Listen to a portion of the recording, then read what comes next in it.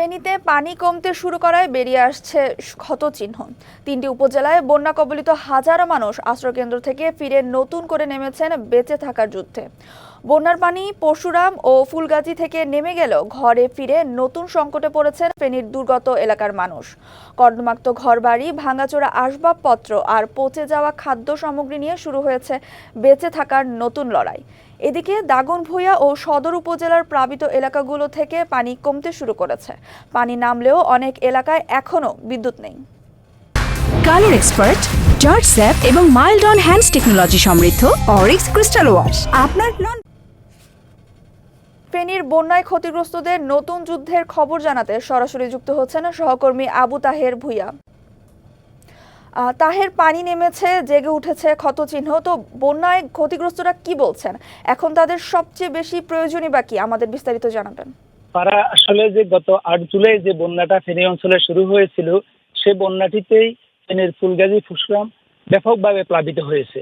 এই গত কয়েকদিনে সেই উপজেলাগুলো থেকে পানি কমলেও কিন্তু সেটা ছাগলাইয়া, সোনাগাজী, ফেনী সদর অঞ্চলকে আবার প্লাবিত করেছে। সেক্ষেত্রে সেখান থেকেও পানি এখন নামতে শুরু করেছে। আসলে তারপরেই এখানকার মানুষের জীবন যুদ্ধ বা জীবন সংগ্রাম শুরু হয়েছে।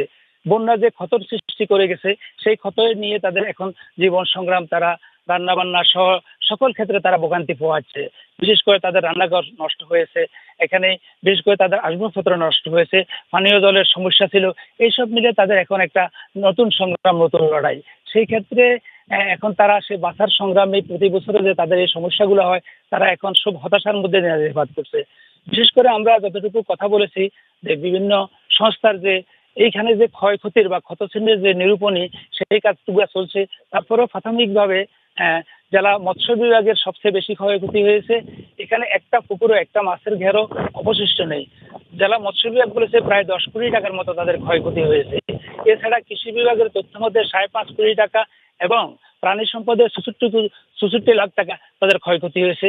এইসব এছাড়াও অন্যান্য বিভাগেও ক্ষয়ক্ষতি হয়েছে। সেই বিষয়গুলো দু একদিনের মধ্যে জানা যাবে। তবে মানুষের যে কষ্টের জীবন, দুর্ভোগের জীবন এই অঞ্চলের মানুষের, সেটা বারবারই চাওয়া যে যেটা উজানের পানি থেকে এই অঞ্চলকে রক্ষা করার জন্য ফেনীর কহুয়া, মুহুরী, সিলোনিয়া নদীর যে বাঁধটি রয়েছে, সে বাঁধটি প্রতি বছরেই ভাঙ্গনের সৃষ্টি হয়। সে ভাঙ্গনে তাদের সর্বস্বকে এনে মানুষের এখানে যে ক্ষেত্রে ভাঙ্গন শুরু হলে প্রশাসন বা রাজনৈতিক দলরা তারা বিভিন্ন সময় যায় এবং সেখানে তারা ত্রাণ দেয়। মানুষের বারবারের মতো হাহাকার আমরা তার চাই না, আমরা টেকসই বাঁধ চাই। সেই টেকসই বাঁধটাও যেন আর সে মানুষের কাছে দুঃস্বপ্ন মাত্র। বিশেষ করে আপনি যদি ধন্যবাদ।